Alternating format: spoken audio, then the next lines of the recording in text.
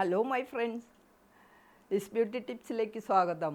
അപ്പോൾ ഇന്നത്തെ എൻ്റെ പോസ്റ്റ് എന്താണെന്നോ, നമ്മൾ പ്രായമായ അമ്മച്ചിമാരെ, അതായത് ഒരു 70-75 വയസ്സൊക്കെ ഉള്ള അമ്മച്ചിമാരെ കാണുമ്പോൾ നമ്മൾക്ക് ഫീൽ ചെയ്യുന്ന ഒരു കാര്യമുണ്ടല്ലേ, അവരുടെ കൈകളിലെ ഞരമ്പൊക്കെ തെളിയുന്നു, ചുളുങ്ങിയിരിക്കുന്നു, അതുപോലെ കഴുത്തിലെ ഞരമ്പൊക്കെ തെളിഞ്ഞ് ചുളുങ്ങിയിരിക്കണൊക്കെ നമ്മൾ ശ്രദ്ധിക്കാറുണ്ടല്ലോ അല്ലേ. അപ്പോൾ കഴിഞ്ഞ ദിവസം ഇങ്ങനെ എനിക്ക് അങ്ങനെ ഒരു ക്വസ്റ്റ്യൻ വന്നായിരുന്നു, എന്തുകൊണ്ടാണ് അങ്ങനെ ചെയ്യുന്നത്, എന്തെങ്കിലും നാച്ചുറൽ റെമഡീസ് അതിനുണ്ടോ എന്നൊക്കെ ചോദിച്ച് എനിക്കൊരു ക്വസ്റ്റ്യൻ ഉണ്ടായിരുന്നു. അപ്പോഴാണ് ഞാൻ ഇതിനെക്കുറിച്ച് ആദ്യം പറഞ്ഞിട്ടുണ്ട്, പക്ഷേ അത് ആൾക്കാരൊക്കെ അത് മറന്നുപോയെന്ന് തോന്നുന്നു. അപ്പോൾ അതാണ് ഞാൻ വീണ്ടും ഇതിനെക്കുറിച്ച് നിങ്ങൾ ശ്രദ്ധിക്കേണ്ട കുറച്ച് കാര്യങ്ങൾ പറയാൻ വന്നതാണ് കേട്ടോ. അപ്പോൾ ഇങ്ങനെ നമ്മൾ ഈ 70കളിലും 80കളിലും നമ്മുടെ സ്കിൻ അങ്ങനെ ആവാതിരിക്കാൻ കേട്ടോ, 50കളിൽ തുടങ്ങി നമ്മളൊന്ന് നമ്മുടെ സ്കിന്നിനെ ഒന്ന് ശ്രദ്ധിക്കണം കേട്ടോ. അതെങ്ങനെയാണെന്ന് വെച്ച് കഴിഞ്ഞാൽ, നമ്മുടെ പിന്നെ മെനപ്പോസിന് ശേഷം, അതുപോലെ 45-50 ശേഷം നമ്മുടെ സ്കിന്നിൽ സംഭവിക്കുന്ന ഏറ്റവും വലിയ മാറ്റം എന്താണെന്ന് വെച്ച് കഴിഞ്ഞാൽ, ആദ്യം തന്നെ കോലാജൻ്റെ ഉൽപ്പാദനം കുറയും. പിന്നെ ഉള്ള ഏറ്റവും വലിയ മാറ്റം, ഈ ഓയിൽ ഗ്ലാൻഡ്സ് ഓയിൽ പ്രൊഡ്യൂസ് ചെയ്യുന്നത് കുറയും. ഓക്കെ, ഈ ഓയിൽ ഗ്ലാൻഡ്സ് ഓയിൽ പ്രൊഡ്യൂസ് ചെയ്യുന്നത് കുറയുമ്പോഴുള്ള പ്രശ്നം എന്താണെന്നോ, നമ്മുടെ ശരീരത്തിലുള്ള ആ ഒരു ഗ്ലേസിങ്, എണ്ണമയം അങ്ങോട്ട് ഇല്ലാണ്ടാവും. ഈ എണ്ണമയം ഇല്ലാണ്ടാവുമ്പോൾ സംഭവിക്കുന്നത് എന്താണെന്ന് വെച്ച് കഴിഞ്ഞാൽ, നമ്മുടെ ഈർപ്പം, അതായത് നമ്മുടെ ശരീരത്തിലുള്ള വെള്ളം, ഈർപ്പത്തിനെ പിടിച്ചു നിർത്താൻ നമ്മുടെ ഈ സ്കിന്നിന് കഴിയില്ല.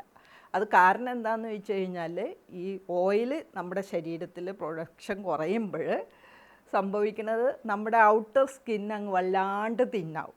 വല്ലാണ്ട് തിന്നായി കഴിയുമ്പോൾ സംഭവിക്കുന്നതാണ്, ഈ വെള്ളത്തിനെ റെസിസ്റ്റ് ചെയ്യാനുള്ള വാട്ടർ റെസിസ്റ്റൻസ് പവർ സ്കിന്നിന് കുറയും.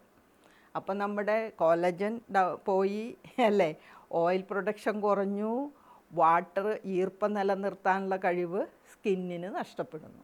അപ്പോൾ ഇത് മൂന്നും കൂടെ വരുമ്പോഴാണ് ഈ ഒരു പ്രായമാകുമ്പോൾ ഇങ്ങനെ നമ്മുടെ ശരീരത്തിൽ മാറ്റങ്ങൾ സംഭവിക്കുന്നത്. ഇത് മാത്രമല്ല കേട്ടോ, ചിലർ പറയണേക്കാം, എനിക്കൊരു അമ്മച്ചി ഉണ്ടായിരുന്നു, അമ്മച്ചി പറയണേക്കാം ഇങ്ങനെ ഭയങ്കര ചൊറിച്ചിലാണ്. അപ്പോൾ അതും ഈ ഒരു പ്രോബ്ലം കൊണ്ട് വരുന്നതാണ്. അപ്പോൾ ഇത് നമ്മൾക്ക് നേരത്തെ നമ്മളിത് തിരിച്ചറിഞ്ഞ് കുറച്ച് പ്രിക്കോഷൻസ് എടുക്കുകയാണെങ്കിൽ നമുക്ക് ഒരു പരിധി വരെ കേട്ടോ ഇതിനെ നമുക്ക് നിയന്ത്രിക്കാൻ സാധിക്കും.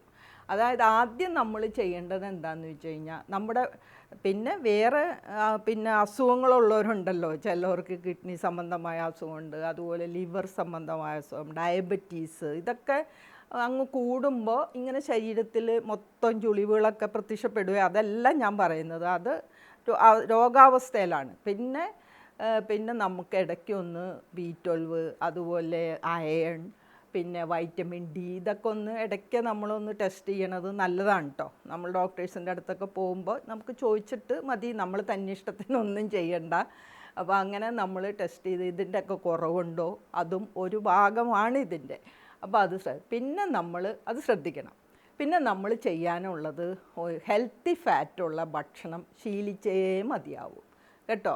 നമ്മൾ പ്രായമാകുമ്പോൾ നമ്മൾ ചെയ്യണത് എന്താണെന്ന്, ഫുഡ് കുറയ്ക്കും അല്ലേ. ഫുഡ് കുറയ്ക്കാമെന്ന് പറഞ്ഞു കഴിഞ്ഞാൽ ഈ പട്ടിണി കിടക്കലല്ല കേട്ടോ. നമുക്ക് ശരീരത്തിന് ആവശ്യമുള്ള പ്രോട്ടീനും കാർബോഹൈഡ്രേറ്റും ഫാറ്റും ഇതെല്ലാം കിട്ടത്തക്കവണ്ണം നമ്മളൊരു ഭക്ഷണം ക്രമീകരിക്കുകയാണ്.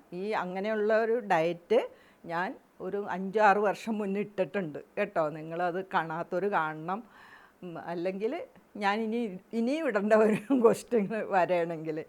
അപ്പോൾ ഇത് ആണ് നമ്മൾ ഹെൽത്തി ഫാറ്റ് അടങ്ങിയ ഭക്ഷണങ്ങൾ നമ്മൾ ശീലമാക്കിയേ മതിയാവും.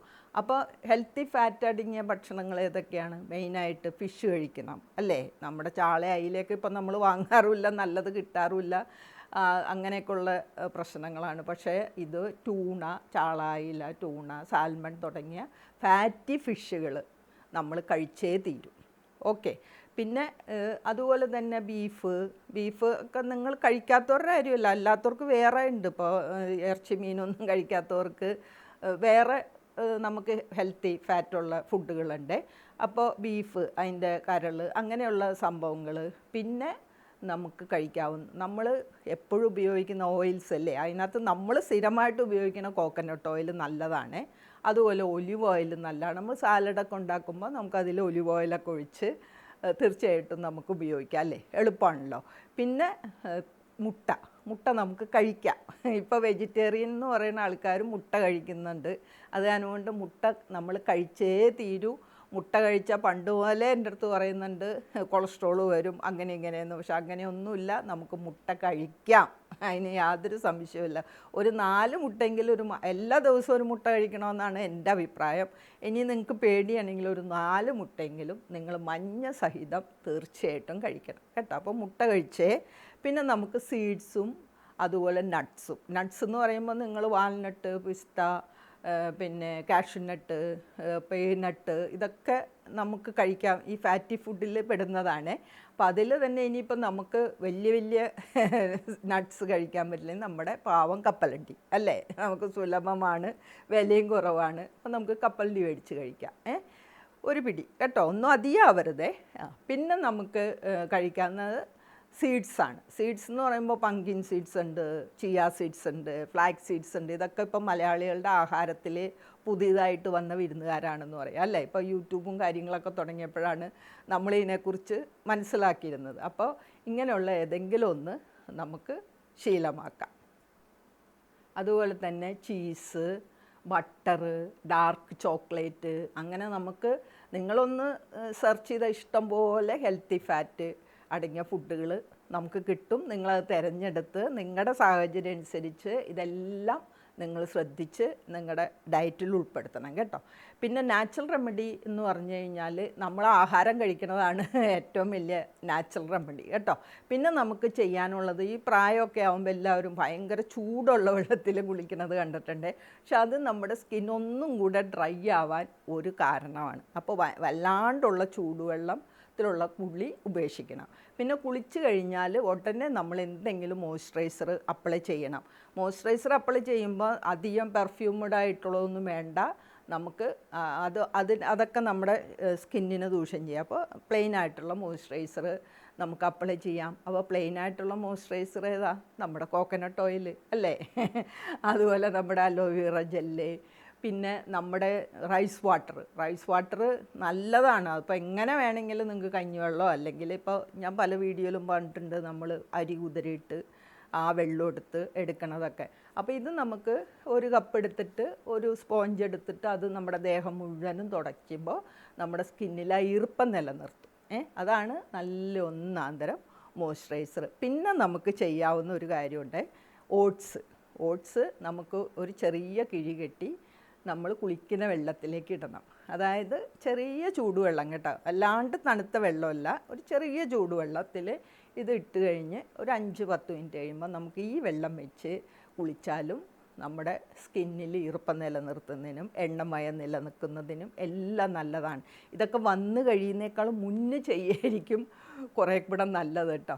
അപ്പം ഇത് നിങ്ങൾക്ക് എല്ലാവർക്കും ഇതിൻ്റെ കാര്യങ്ങളൊക്കെ മനസ്സിലായല്ലോ, എന്തുകൊണ്ടാണ് ഒരു പ്രായം കഴിയുമ്പോൾ സ്കിന്നിലൊക്കെ ഇത് വരുന്നതെന്ന് എല്ലാവർക്കും മനസ്സിലായെന്നാണ് എൻ്റെ വിശ്വാസം. അപ്പോൾ തീർച്ചയായിട്ടും നിങ്ങൾ ഇപ്പോഴേ അത് ശ്രദ്ധിക്കണം. 50+ നിങ്ങൾ ഞാൻ ഈ പറഞ്ഞ കാര്യങ്ങൾ ഹെൽത്തി ഫാറ്റ് ഫുഡ് കഴിക്കുകയും അതുപോലെ കുളിക്കുമ്പോൾ ശ്രദ്ധിക്കുകയും മോയ്സ്ചറൈസർ അപ്ലൈ ചെയ്യുകയൊക്കെ ചെയ്ത് കഴിഞ്ഞാൽ നമുക്കൊരു പരിധി വരെ കേട്ടോ ഇതിനെ നിയന്ത്രിക്കാൻ സാധിക്കും. അപ്പോൾ എൻ്റെ പോസ്റ്റ് നിങ്ങൾക്ക് എല്ലാവർക്കും ഇഷ്ടമായെന്ന് വിശ്വസിക്കുന്നു. എല്ലാവർക്കും യൂസ്ഫുൾ ആവും ആണ്. പ്രത്യേകിച്ച് എന്നെ കാണുന്നത് എൻ്റെ ഏജിലുള്ളവരാണല്ലോ, അതുകൊണ്ടാണ് പറയുന്നത്. അപ്പോൾ താങ്ക്സ് ഫോർ വാച്ചിങ്. അപ്പോൾ എനിക്ക് സബ്സ്ക്രൈബ് ചെയ്യാത്തവർ സബ്സ്ക്രൈബ് ചെയ്യണം, ഫ്രണ്ട്സിനെല്ലാം ഷെയറും ചെയ്യണം. Okay, thank you for watching. By.